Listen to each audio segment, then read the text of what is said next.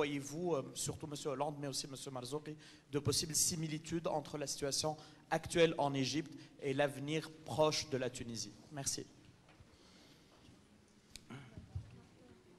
La France a pris acte de la situation en Tunisie. Pardon. Je prends acte aussi de la situation en Tunisie. Celle-là permet d'engager la transition démocratique.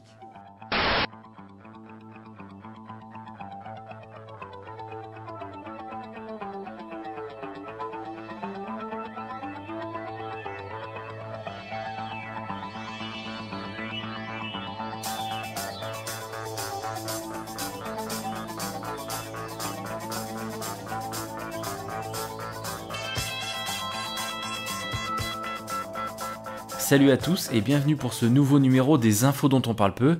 Vous avez vu notre président Hollande se couvrir de ridicule en Tunisie. Vous allez le voir dans les informations de cette semaine, il y a matière à se moquer de Hollande plus d'une fois. Alors on y va pour le sommaire, on va parler d'infos internationales, d'économie et de santé environnement. Alors attachez vos ceintures et on y va. On attaque les informations internationales en commençant par l'Égypte puisqu'une deuxième révolution est en route. Tout s'est déroulé en une semaine. Alors le dimanche 30 juin, il y a eu plus de 5 morts et 600 blessés dans des heurts entre partisans et adversaires du président égyptien Mohamed Morsi en marge de manifestations monstres à travers tout le pays. L'armée a estimé à plusieurs millions le nombre d'opposants au président qui sont descendus dans la rue. Alors s'en est suivi la destitution du président, destitution forcée par l'armée égyptienne. Les États-Unis, eux, ont anticipé ces manifestations en déployant 400 militaires pour protéger la frontière avec Israël. Donc on voit bien leurs préoccupations. Le Financial Times, lui, a expliqué dans son dernier éditorial que les conséquences de la destitution du président Morsi sur la politique étrangère du Qatar est un coup dur pour le Qatar qui misait sur les frères musulmans. Selon le quotidien, le Qatar ne s'attendait pas à ce que cette révolution se produise subitement en Égypte en une seule semaine. Alors je cite, « Doha était un centre de soutien des islamistes dans les pays du printemps arabe, surtout le Qatar, qui a offert aux frères musulmans 8 milliards de dollars. Et donc, la chute de Morsi remet en question leur crédibilité. » Et il poursuit, « L'Égypte est entrée dans une nouvelle phase volatile et dangereuse après la chute du président Mohamed Morsi. » Alors ceci amène à deux commentaires. Premier, c'est que Mohamed Morsi était véritablement un pantin de l'Empire.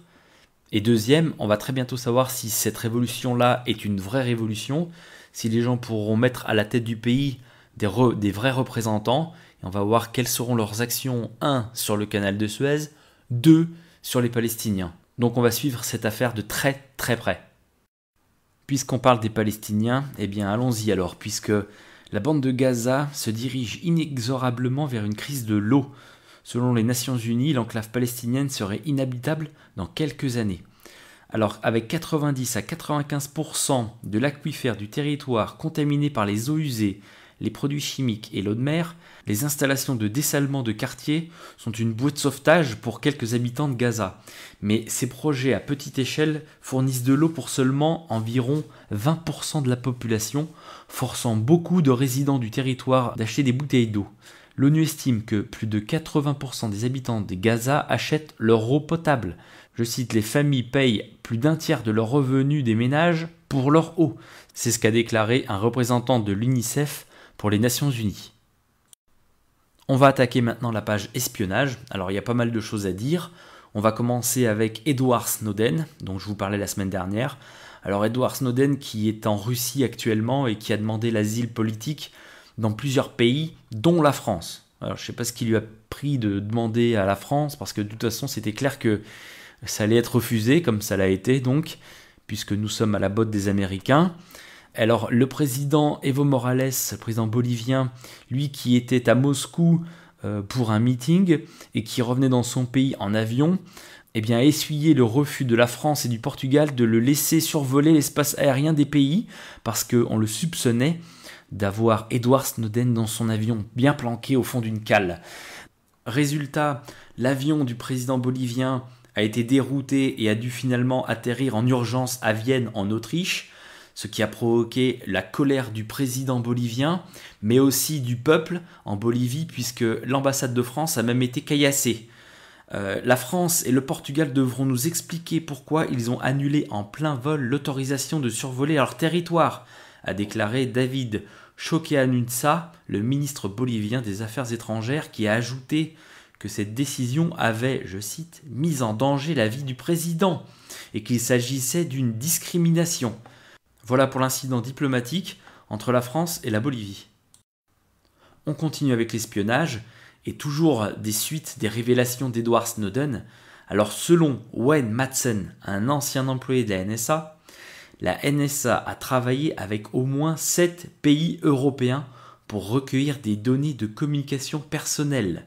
Selon Madsen, le Danemark, les Pays-Bas, la France, l'Allemagne, l'Espagne et l'Italie ont tous formé des accords secrets avec les États-Unis pour fournir des données sensibles. Donc quand le gouvernement français vient crier au scandale dans les médias en demandant des explications aux Américains et en menaçant de suspendre le traité transatlantique tant que ces espionnages n'ont pas cessé et tant qu'on n'a pas d'explication des Américains, je pense que nous, le peuple, on devrait demander à notre gouvernement et au gouvernement d'avant qu'est-ce que c'est que ces accords secrets entre les Américains et les Européens pour recueillir ces données des communications personnelles, non, il me semble. Entre parenthèses, Hollande qui a menacé d'arrêter ces accords transatlantiques a encore été ridicule puisque la Commission européenne passe par-dessus ce que dit François Hollande pour continuer de traiter avec les Américains. Alors comme je disais, les Français qui crient au scandale aujourd'hui, mais pour Louis Caprioli, ancien sous-directeur chargé de la lutte contre le terrorisme à la DST, le programme d'espionnage Prism lancé par les Américains n'a rien d'étonnant. Il ne faut pas être dupe, je cite, les Français se livrent à l'espionnage à l'étranger, même chez leurs chers amis américains, selon Louis Caprioli, qui connaît bien le dossier. Cet homme qui a été de 1998 à 2004 le sous-directeur chargé de la lutte contre le terrorisme à la DST. Encore l'espionnage, puisque les services de renseignement de l'Équateur ont découvert un micro caché à l'ambassade équatorienne de Londres, qui donne asile depuis 1 an au fondateur de Wikileaks, Julian Assange. C'est ce qu'a révélé le ministre équatorien des Affaires étrangères Ricardo Patino. Je cite, « Malheureusement, nous devons vous informer de la découverte d'un micro caché dans notre ambassade de Londres », a déclaré le ministre lors d'une conférence de presse. Selon M. Patino, cette découverte s'est produite pendant une inspection de la mission diplomatique avant sa visite dans la capitale britannique le 16 juin dernier. Je cite toujours, « À titre de mesure de sécurité, nous avons fait une inspection de l'ambassade et nous avons trouvé un micro caché qui recueillait des informations dans les bureaux de notre ambassadrice, Anna Alban. » Pour en terminer avec cette histoire d'espionnage, selon le journal Le Monde, la DGSE, la Direction Générale de la Sécurité Extérieure, collecte systématiquement les signaux électromagnétiques émis par les ordinateurs ou les téléphones en France, tout comme les flux entre Français et étrangers. La totalité de nos communications sont espionnées. L'ensemble de nos emails, des SMS, des relevés d'appels téléphoniques, des accès à Facebook, Twitter sont ensuite stockés pendant des années. Si cette immense base de données n'était utilisée que par la DGSE, qui n'officie que hors des frontières françaises, l'affaire serait déjà illégale. Mais les 6 autres services de renseignement, dont la DCRI, les douanes, le Tracfin, le service de lutte contre le blanchiment, y puisent quotidiennement les données qui les intéressent, en toute discrétion, en marge de la légalité et hors de tout contrôle sérieux. Les politiques le savent parfaitement, mais le secret est de règle. On va parler des militaires maintenant. Alors si vous n'avez pas vu l'interview du caporal-chef Slim Rehouma que j'ai faite il y a 2 semaines environ, c'est le bon moment pour la regarder. Et là, nous avons le témoignage d'un ancien militaire belge, le colonel Marc Lemens, qui dénonce dans un livre qui s'appelle « Les oubliés de la Grande Muette » les multiplications des accidents de travail et des suicides survenus à l'armée dans un silence terrifiant. Je cite « Peu importe que les militaires belges souffrent et meurent parce que la défense ne veut pas appliquer la législation sur le bien-être au travail. Peu importe qu'ils se suicident 2 fois plus que la population belge. Peu importe qu'ils soient licenciés abusivement pour raison médicale sans espoir d'être classés. Peu importe que les candidats soient discriminés à l'embauche pour raison médicale. Tout le monde se fout des oubliés de la Grande Muette. » Voilà ce qu'affirme le docteur Lemans qui a quitté le service actif en 2012 après 34 ans de carrière. On va parler de Barack Obama maintenant qui est allé faire son petit tour en Afrique. Donc il a entamé le 1er juillet dernier la dernière étape de sa tournée de près d'une semaine en Afrique par une visite en Tanzanie, après des déplacements au Sénégal et en Afrique du Sud.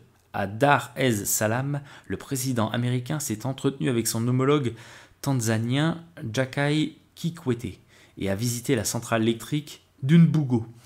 La veille, en Afrique du Sud, il a annoncé un plan de 7 milliards de dollars sur 5 ans destiné à, je cite, doubler l'accès à l'électricité en Afrique subsaharienne, où plus de 2 tiers de la population vivent sans ressources, plus de 85% des habitants en zone rurale n'y ayant pas accès. Barack Obama, que les conseillers économiques pressent de renforcer la présence diplomatique américaine sur le continent, notamment face à la percée de la Chine, a également convié pour la première fois les dirigeants d'Afrique subsaharienne à un sommet à Washington en 2014, souhaitant, je cite, ouvrir un nouveau chapitre dans la relation entre les États-Unis et l'Afrique. Voilà, ça ressemble assez à ce qu'il avait dit lors de son premier mandat à la Maison-Blanche, où il avait visité l'Afrique, et il me semble que c'était au Caire, où il avait fait un discours extraordinaire qui avait enthousiasmé le monde entier sur les nouvelles relations entre l'Afrique et Washington, finalement qui ont découlé sur absolument rien. Donc là, il nous refait le même cinéma. On sait tous ce que veulent les États-Unis, faire reculer la Chine sur le continent africain, et eux prendre possession de le plus de territoire possible, et pour pouvoir récupérer les matières premières, et corrompre les gouvernements, déjà via le piège de l'endettement. Un petit mot sur le Brésil après les manifestations monstres de la semaine dernière, puisque le soufflet est en train de retomber, et les réseaux sociaux ont tenté de relancer la mobilisation en appelant à une grève générale le 1er juillet dernier, mais cet appel n'a pas été suivi, aucune manifestation majeure n'est à signaler. Du côté du gouvernement, Dilma Rousseff veut organiser un référendum. Alors, j'ai pas compris sur quoi portait ce référendum. Je cite, plus de transparence et davantage de proximité entre les électeurs et les élus. Voilà. Alors, elle espère ainsi pouvoir sortir de 3 semaines de fronde sociale qui ont poussé des millions de citoyens dans la rue. Pour ce faire, elle doit passer par le Parlement, seule habilité à organiser une consultation populaire. On passe à un tout autre sujet maintenant. Un jeune historien américain, Ben Urwand, 35 ans, vient de sortir un livre qui s'appelle « La collaboration, pacte d'Hollywood avec Hitler », dans lequel, document à l'appui, il annonce que les studios américains ont consenti activement à la propagande nazie en censurant des films. Je cite, « Hollywood n'a pas juste collaboré avec l'Allemagne nazie, il collabore également avec Adolf Hitler, la personne et l'être humain. » Fin de citation. Ben Urwand, ancien étudiant à Harvard, a déclaré que son intérêt a été suscité quand il a lu une interview du scénariste Bud Schlumberg se référant aux réunions entre le patron de la MGM, Louis Mayer, et un représentant du régime nazi pour discuter des coupes dans les films de son studio. Le livre décrit de nombreux patrons juifs de studios de cinéma qui ont non seulement censuré les films pour le régime nazi, mais aussi réalisé des productions qui pouvaient être insérées dans les films de propagande allemande et ont même financé la fabrication d'armes pour les Allemands.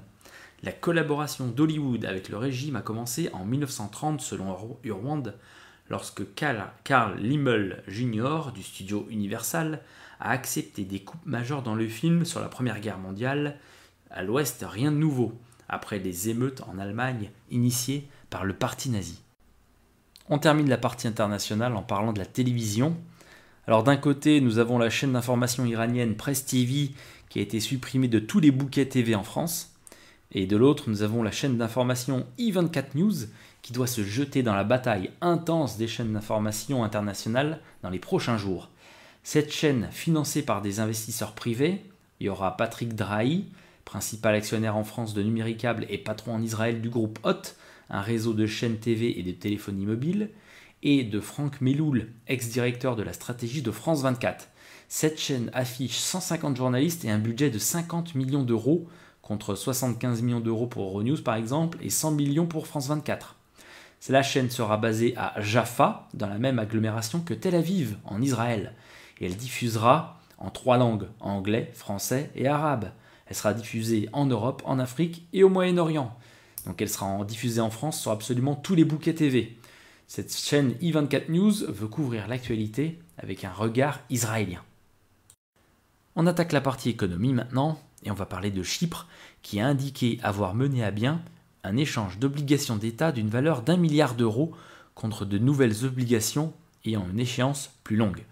Cette opération intervient dans le cadre du plan de sauvetage international. Les anciennes obligations qui arrivaient à échéance pendant la période couverte par le plan de sauvetage, de 2013 à 2016, sont remplacées par des titres ayant un taux d'intérêt équivalent, mais une échéance plus longue, allant de 5 à 10 ans. Autrement dit, Chypre maintenant est esclave sur 10 ans. Voilà ce que ça veut dire. Je reprends l'article. Cet échange de dettes a été salué par la Commission européenne et par le FMI. En revanche, l'agence de notation Standard & Poor's a déclassé en défaut sélectif la dette souveraine à court et long terme de Chypre, estimant que le pays a proposé des titres de dette moins avantageux et que le report de leur échéance a été fait sans compensation adéquate. Fitch a pour sa part déclassé les titres concernés par l'échéance en défaut limité, estimant que le report de leur échéance allait présenter des pertes pour les titulaires de ces obligations et pour la plupart des banques locales. On continue avec le Portugal maintenant, qui est en pleine crise politique et dont le taux d'emprunt à 10 ans est passé au-dessus de 8%. Ceci après la démission du ministre des Finances Victor Gaspar. Le ministre des Affaires étrangères Paulo Portas a lui aussi jeté l'éponge, mais le Premier ministre Pedro Passos Coelho a refusé d'accepter sa démission pour tenter de sauver la coalition au pouvoir. On passe à la Suisse maintenant, et les Américains qui continuent de mettre la pression sur le gouvernement suisse et sur les banques suisses. Alors vous vous en souvenez, il y a quelque temps, le gouvernement américain avait mis la pression sur les banques suisses pour qu'elles acceptent de lever le secret bancaire. Si elles n'acceptaient pas, les Américains avaient menacé de leur fermer leur marché. Aujourd'hui, les autorités américaines réclament des garanties du Conseil fédéral selon lesquelles les banques pourront appliquer complètement les directives de leur programme unilatéral.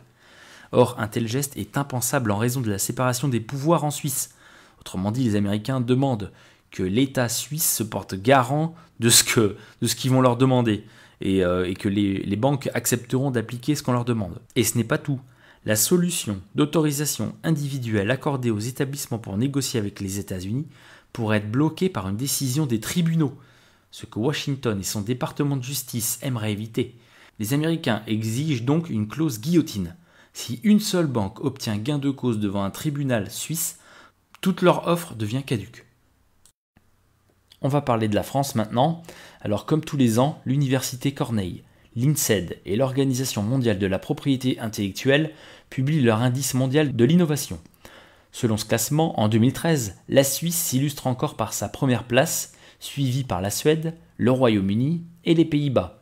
Les États-Unis font leur retour parmi les 5 nations les plus innovantes à la 5e place. La France, elle, est à la peine et n'arrive qu'au 20e rang des nations innovantes. Les retraites maintenant, puisque depuis le 4 juillet dernier, le Premier ministre Jean-Marc Ayrault reçoit les partenaires sociaux pour entendre leurs propositions sur la réforme des retraites. Entouré des ministres du Travail, Michel Sapin, des Affaires sociales, Marisol Touraine, et de la fonction publique, Maryse Lebranchu, Jean-Marc Ayrault reçoit tour à tour les organisations syndicales et patronales afin de mener les négociations sur la réforme des retraites. Ça doit être au moins, je sais pas moi, la 10e réforme des retraites qui est mise en route depuis, 5-6 ans, peut-être 10 ans. Ça fait beaucoup comme réforme des retraites, on n'en peut plus. Mais bon, on va pas se laisser avoir par ces ronds de jambes et ces annonces, parce que la retraite, elle sera comme l'Union européenne nous le dictera. C'est-à-dire, comme c'est écrit dans le rapport Recommandation du Conseil concernant le programme national de réforme de la France pour 2013, dont je vous donne le lien, je cite, en ce qui concerne la France, voilà ce que l'Union européenne recommande. Prendre des mesures d'ici la fin de l'année 2013 pour équilibrer durablement le système de retraite en 2020 au plus tard. Par exemple, en adaptant les règles d'indexation, en augmentant encore l'âge légal de départ à la retraite et la durée de cotisation pour bénéficier d'une retraite à taux plein, en réexaminant les régimes spéciaux, tout en évitant une augmentation des cotisations sociales patronales. Un petit mot sur les impôts maintenant, puisque l'impôt sur le revenu a rapporté à l'État près de 7 milliards d'euros de plus en 2012 qu'en 2011. Les recettes ont atteint 65,51 milliards d'euros contre 58,54 milliards un an avant, selon le rapport annuel 2012 de la Direction générale des finances publiques. Au total, 18,15 millions de Français ont été soumis à cet impôt en 2012 sur 36,38 millions de foyers fiscaux, soit 940 000 contribuables de plus qu'en 2011.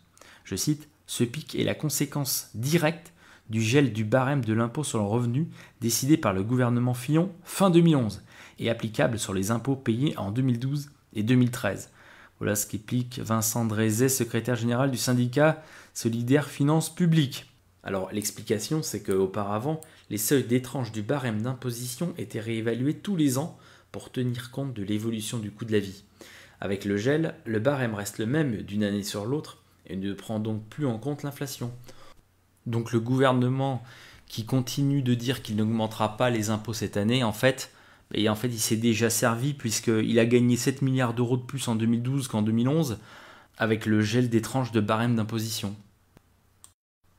Encore une information en ce qui concerne la France, puisque la famille Peugeot, qui contrôle le capital de leur groupe automobile, 25,44% du capital de PSA et 38,07% des droits de vote, serait prêt à renoncer à leur majorité au conseil de surveillance si General Motors, qui en détient 7%, leur venait en aide.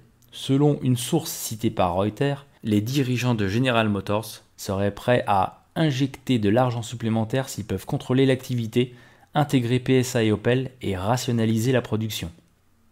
On va parler des États-Unis et des prêts accordés aux étudiants, puisque, faute de consensus politique, le taux des prêts étudiants américains va passer de 3,4% à 6,8%.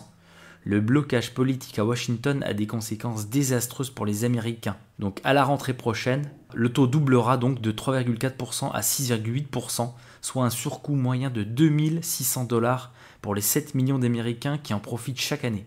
Je cite, « Aucun compromis n'est possible au Sénat car les républicains continuent de vouloir réduire le déficit sur le dos des étudiants et des classes moyennes plutôt que d'attaquer les niches fiscales des plus riches », regrette Adam Jettelson, porte-parole du sénateur démocrate Harry Reid.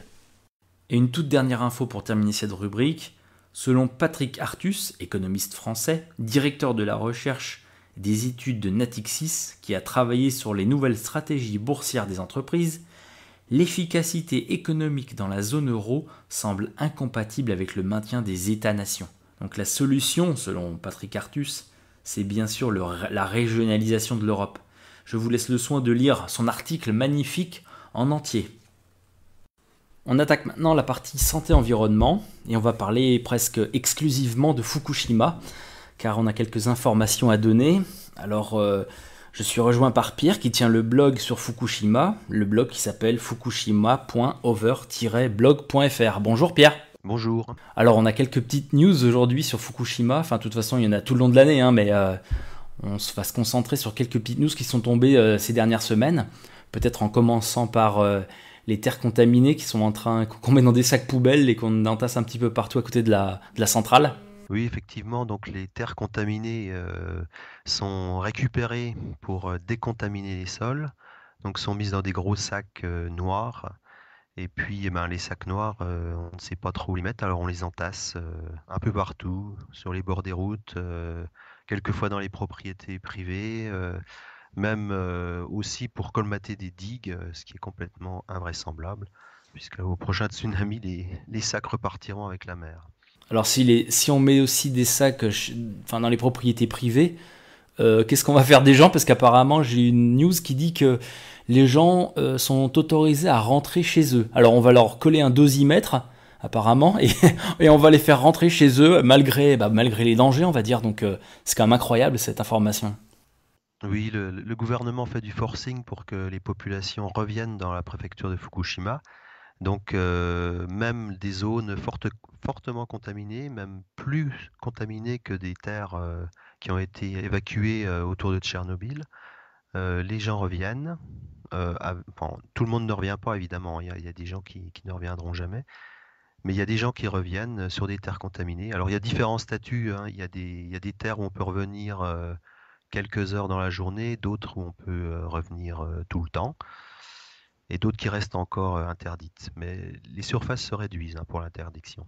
Alors, on parle aussi de l'eau, puisque l'eau qui refroidit le réacteur, on va dire, et qui est hautement contaminée, lui aussi est en train et contamine tout le secteur, on va dire, les nappes phréatiques y compris. Donc on a des informations là-dessus? Oui, donc TEPCO est très timide sur les informations des nappes phréatiques. La dernière info que je possédais, elle datait du 31 mars 2011, donc c'est très vieux déjà, c'était au tout début de la catastrophe. Donc là, ils indiquaient qu'il y avait de l'iode 131 dans l'eau à 15 mètres sous la centrale, avec des taux à 10 000 fois supérieurs à la norme. Donc déjà, au moment de la catastrophe, la nappe phréatique était déjà touchée. Et puis après, silence radio, ils n'ont plus rien dit. Et en ce moment, ils sont en train de diffuser des mesures nouvelles et très surprenantes. Enfin, moi, ça me surprend pas trop. En fait, ça a été caché jusqu'à maintenant et actuellement, ils en parlent. Donc, ils ont des puits où ils mesurent. En ce moment, ils diffusent des mesures de rayonnement bêta. D'habitude, ils mesurent le gamma, enfin, ils diffusent les infos sur le gamma. Et là, c'est sur le bêta. Et près du réacteur 2, ils viennent de détecter, là aujourd'hui ça a été diffusé, 900 millions de becquerels par mètre cube. Donc c'est vraiment une mesure énorme, c'est la plus grande, la plus grande mesure en becquerels qu'on ait jamais entendue pour la nappe phréatique à Fukushima.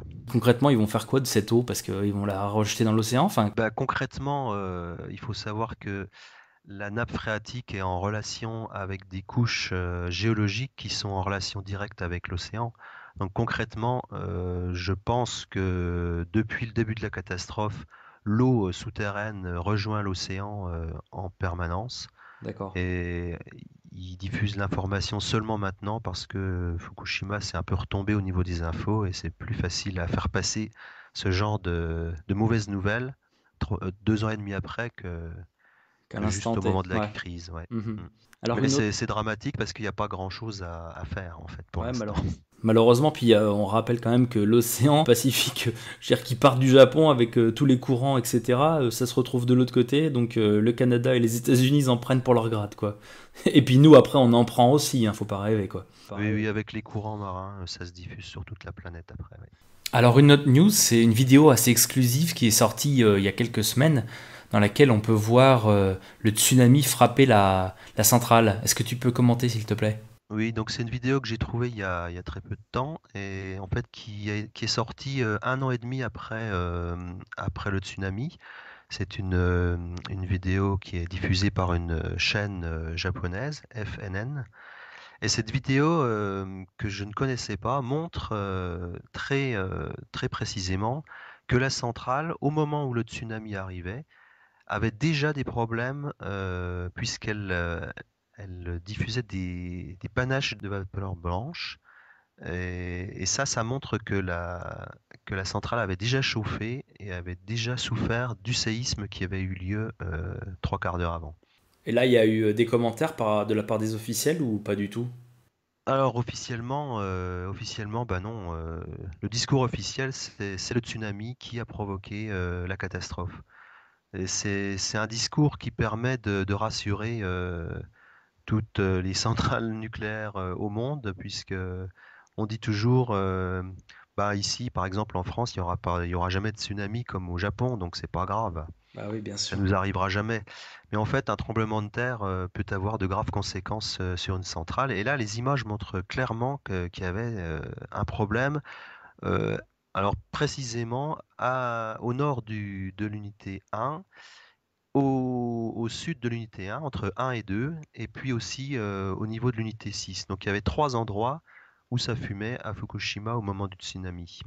48 réacteurs sur 50, je crois, sont éteints. Il me semble, au Japon, il y en a 2 qui fonctionnent toujours, si j'ai bien suivi l'actualité. Il y a encore 2 réacteurs oui, Ouais. qui fonctionnent actuellement.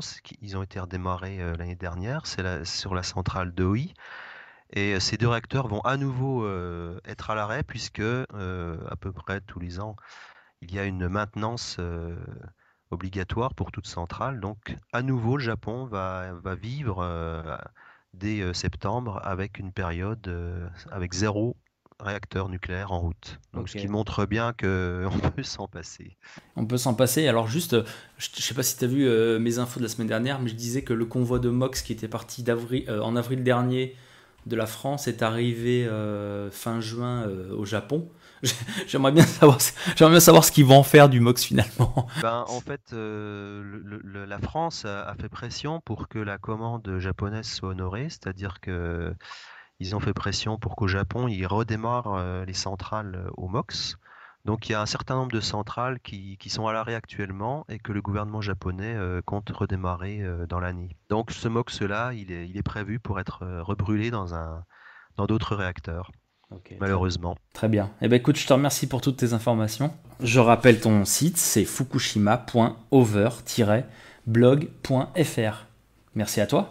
Merci beaucoup. Au revoir. Une dernière info en ce qui concerne la partie santé-environnement, puisque le neurochirurgien italien Sergio Canavero affirme que d'ici 2 ans, on pourra transplanter la tête d'un patient tétraplégique ou avec un cancer métastasique sur le corps d'un mort. Alors ça, c'est vraiment incroyable comme information. Est-ce que c'est pas la vie éternelle qu'on cherche à obtenir? Alors pour terminer cette vidéo, on attaque notre rubrique Un jour dans le mondialisme et nous avons un invité spécial pour la date du jour. Regardez. Pierre Hillard, bonsoir. Bonsoir. Aujourd'hui, vous êtes notre invité spécial pour une date dans le mondialisme. Nous avons aujourd'hui le spécialiste du mondialisme. Et donc, comme date, aujourd'hui, nous allons donc découvrir la Révolution française 1789. Ah oui, effectivement, le choix des dates dans le mondialisme, il y en a plusieurs quand même. On aurait pu dire l'époque de la Renaissance, on aurait pu dire 1517 avec Luther, qui est une époque, un basculement où une partie de l'Europe tombe dans la Réforme. Mais j'ai pris 1789 parce que ça concerne la France et c'est une date extraordinaire, qu'on aime ou qu'on n'aime pas, c'est pas une question de sentiment. L'histoire de 1789, c'est plus exactement la date du 17 juin 1789, quand le tiers-État se déclare Assemblée constituante. C'est-à-dire que c'est la rupture avec le baptême de Clovis, où le roi de France, depuis le baptême de Clovis, était le lieutenant du Christ, tenant le royaume en commande. Et à partir du 17 juin 1789, c'est un basculement, c'est-à-dire que le pouvoir ne vient plus de Dieu, via son lieutenant, le roi de France, mais du peuple. Alors, officiellement du peuple, en fait, un groupe de canailles issus de quelques petits groupes maçonniques, et enfin, un truc classique, élitiste, et faisant partie de ces oligarchies qui avaient préparé, annoncé la Révolution, et préparé de longue date. Donc vraiment, c'est un événement très important. J'insiste sur cette date de 1789 parce que ça concerne la France et par ricochet le monde, mais que cet événement du 17 juin 1789 est à mettre en parallèle, et là je m'adresse aux croyants, à l'apparition reconnue par l'Église du 17 juin 1689, où le Christ apparaît à Sainte Marguerite Marie pour lui demander la consécration de la France au Sacré-Cœur. Et il lui dit en gros que si la chose ne se fait pas, eh bien la France va passer un très sale quart d'heure et qu'elle paiera cher cette désobéissance, chose qui n'a pas été faite. On pense, est-ce que Louis XIV le savait? On ne sait pas trop. Son confesseur, le Père Lachaise, on ne sait pas trop s'il a transmis l'information. Louis XV n'a pas fait cette consécration au Sacré-Cœur. Louis XVI a voulu la faire lorsqu'il était enfermé au Temple. Il a dit, si la Providence, je ne me souviens plus exactement les mots, mais en gros il a dit que si la Providence lui permettait de retrouver sa liberté, il promettait de convertir, enfin de consacrer la France, la famille royale, le peuple français et sa personne au Sacré-Cœur. C'est-à-dire en fait faire en sorte que la direction politique du pays, la France, s'applique au mieux pour servir les intérêts du catholicisme et avoir une politique. Bon, la chose ne s'est pas faite. Et c'est très intéressant de voir cette annonce du 17 juin 1689 sous la règne de Louis XIV. On est quelques années après la déclaration des quatre articles de 1682 qui déjà une forme de protestantisation avec le jansénisme, tous ces éléments qui minent la France et qui annoncent la Révolution. La Révolution française, elle n'est pas née 3 ans, 5 ans avant. Le jansénisme, le protestantisme, le judaïsme, évidemment, c'est même l'élément premier. Puisque je rappelle toujours que dans le noachisme, il faut détruire les intermédiaires, que le roi de France est l'intermédiaire, et qu'il faut le détruire pour, en fin de course, aboutir à un intermédiaire qui est le peuple juif, intermédiaire entre le Dieu unique et les gentils. C'est la finalité du truc, mais finalité étendue sur des générations, comme pas dire des siècles. Donc c'est une réussite, puisque le 17 juin 1689, le Christ qui dit malgré tout à Sainte Marguerite Marie, je régnerai malgré mes ennemis. Il annonce quand même une période entre les deux où ça va quand même foirer, et 100 ans après, jour pour jour, mois pour mois, le 17 juin 1789, tiers-État se déclare Assemblée constituante, c'est la coupure, et la violation du baptême de Clovis. Et nous vivons depuis cette époque une sorte d'interrègne, mais qui est temporaire. Temporaire pour combien de temps? Dieu seul le sait. Le passage, vraiment le basculement, le changement radical entre la monarchie d'avant 89 et après, avec le principe 89, c'est que vous avez le roi de France, l'homme et la fonction. L'homme, plus ou moins à la hauteur. L'homme, plus ou moins dévoué à la cause, avec ses qualités et ses défauts. Mais vous avez la fonction qui, elle, qui est parfaite, qui est que le roi de France était le lieutenant du Christ, et ça a été rappelé de manière magistrale par Sainte Jeanne d'Arc, et je rappelle toujours la fameuse triple donation de juin 1429, qui est authentique, officialisée par ce document, le Breviarium Historial de l'été 1429, qui a été un document adressé au pape de l'époque, le pape Martin V, et qui évoque cette triple donation où Sainte Jeanne d'Arc rappelle le baptême de Clovis. Et d'ailleurs, j'en profite pour dire que pour les personnes qui voudraient vraiment creuser le sujet, il y a le livre de Louis Hubert-Rémy, son épouse Marie-Christine, sur Sainte Jeanne d'Arc aux éditions Saint-Rémy, et qu'ils peuvent creuser la chose en voyant et en commandant les livres extraordinaires des éditions Saint-Rémy, c'est sur Internet, l'édition Saint-Rémy, où il y a des ouvrages de très grande qualité qui permettent vraiment d'avoir une culture religieuse, politique, historique de première main. Pierre Hilard, nous vous remercions. Merci. À bientôt. Alors je remercie chaleureusement Pierre Hilard pour sa participation et le Cercle des Volontaires pour cette petite interview. 5 minutes de pur bonheur, merci à vous. Voilà, c'est terminé pour cette vidéo. Je vous remercie pour votre attention. Merci à tous ceux qui m'envoient des informations tout au long de la semaine. Merci à tous ceux qui continuent de me soutenir. Je vous dis rendez-vous la semaine prochaine. Et d'ici là, restez bien informés. Ciao!